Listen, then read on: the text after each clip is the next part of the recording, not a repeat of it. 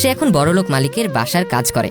বাসা ম্যাডামটা একটু বেশিই করা, নিখুঁতভাবে কোনো কাজ না করলে তিনি বেজায় রাগ করেন। কিন্তু রহিমার রান্নার হাত ভালো, তাই ম্যাডাম তার উপর সন্তুষ্ট। একটু রাগী হলেও মাস শেষে বেতনটা ঠিক মতোই দেন। সারাদিন অন্য কাজ শেষে একদিন ইফতার তৈরির কাজ করছিল রহিমা। আজ এই বাসায় মেহমান আসবে ইফতার করতে, তাই ম্যাডাম তাকে বিরিয়ানি রান্না করতে বলেছে। রহিমা রান্না করছে আর ভাবছে তার মেয়েটা আজ বিরিয়ানি দিয়ে ইফতার করতে চেয়েছে, অথচ তার কাছে একদমই টাকা নেই। ইচ্ছে থাকা সত্ত্বেও সে বিরিয়ানি কিনতে পারবে না, অথচ আজ নিজের হাতেই বিরিয়ানি রান্না করছে সে। কি চমৎকার গ্রান বের হয়েছে। মেয়ে রূপার জন্য মনটা কেমন করতে লাগলো রহিমার। একবার ভাবলো একটা টিফিন বক্সে কিছুটা বিরিয়ানি সরিয়ে রাখলে কেমন হয়, ম্যাডাম তো আর টের পাবে না।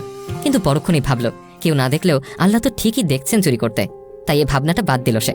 রান্না শেষ করে টেবিল গুছিয়ে যখন বাসায় রওনা হতে যাচ্ছে রহিমা, তখন পেছন থেকে তার ম্যাডাম তাকে ডেকে দাঁড়াতে বলল, কিরে সারাদিন বাসায় এত রান্না করলি, না খেয়ে চলে যাবি? এত কষ্ট করে রান্না করেছিস, একটু খাবার তো নিয়ে যা। এই নে, এই বক্সে তোদের মা মেয়ের জন্য বিরিয়ানি আছে, দুজনে ভরপুর খেতে পারবি। বাসার সবাই বিরিয়ানি খাবে, অথচ রহিমা নিজে রান্না করে নিজেই খেতে পাবে না, এটা তো হতে পারে না। আর তাছাড়া রহিমাও তো এই পরিবারের সদস্যদের মতোই। ম্যাডামের কথা শুনে রহিমা কৃতজ্ঞতায় কেঁদেই ফেলল।